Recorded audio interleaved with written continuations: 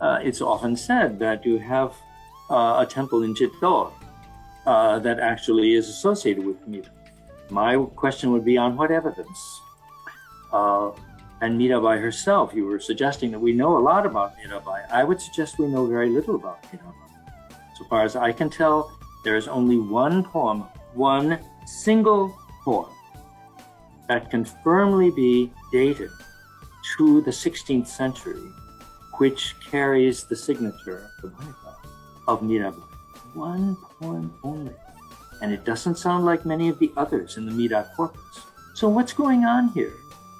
Who are the authors of these many Mira Bai poems? Before we get to, a temple, say in Vrindavan, which is dedicated to Mira Bai, as indeed it is, we have this very strange song architecture, you could say, that just seems to have no clear form.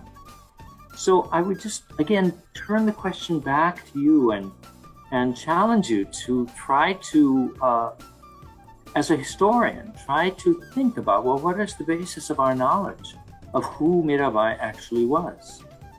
For sure, Navadas gives us a very brief portrait of Mira, well known, but at the same time, from the north, we get a very, actually,